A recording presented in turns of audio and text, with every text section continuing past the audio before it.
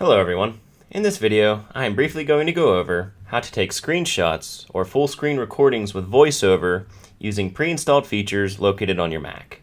So to get started, I'll first go over how to take a screenshot of your entire monitor. So let's say I wanted to take a screenshot of my Safari window I have right here. In order to do this, all I would need to do is hit Command, Shift, and the number 3 button. You'll hear a little camera shutter noise, and at the bottom right hand of the screen, you're going to notice that I do have a preview of my current screenshot.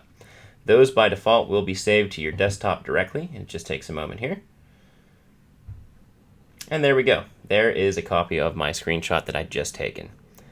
Now, if I didn't want to take a screenshot of my entire monitor, but I specifically just wanted this Apple logo right here, I do have the ability to selectively choose what I'm going to take a screenshot of.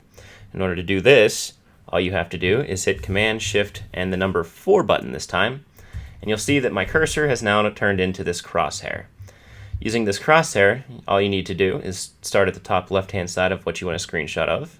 Click and drag, you'll see a box appear, and whenever you have everything in that box, go ahead and let go. You'll hear that camera shutter again, and once again our preview is going to be right here, and now I just have this Apple logo.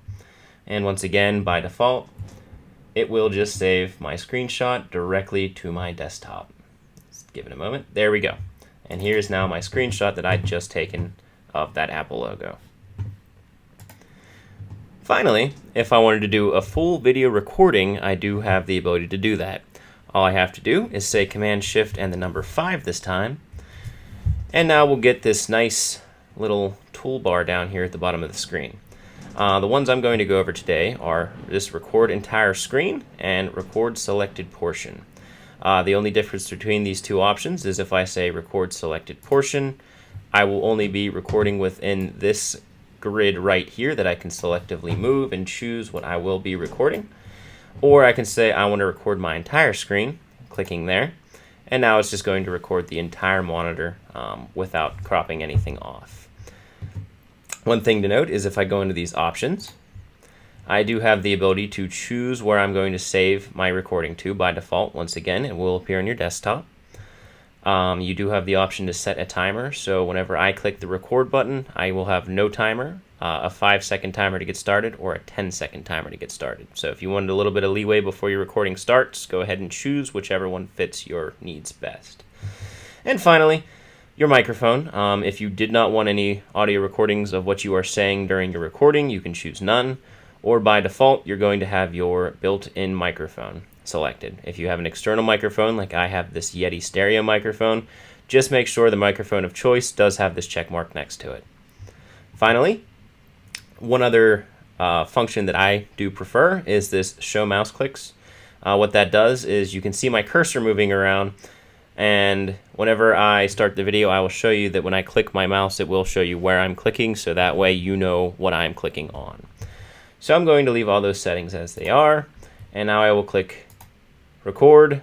If you don't have 2 monitors plugged into your computer, this will just begin to record for you. Since I have 2, I'm going to just choose my display 1. And now you can see at the top of the screen, I have this little stop button in a circle, this little square in a circle. That means that I am now recording. So now, as you can see, if I click on Safari, you're going to see that I clicked, and I can move it around, and I can do whatever I need to do. I can talk about what I'm doing. So if I'm doing this for a class, I can say I'm going to go to my.setonhill.edu, and you'll be able to show anything that you like using this feature. When you're done with this video, all you need to do is at the top of your page where that little square in the circle is, go ahead and click that. That will stop my recording. And as you can see, I have a preview down here once again. And this may take a moment longer than our screenshots do.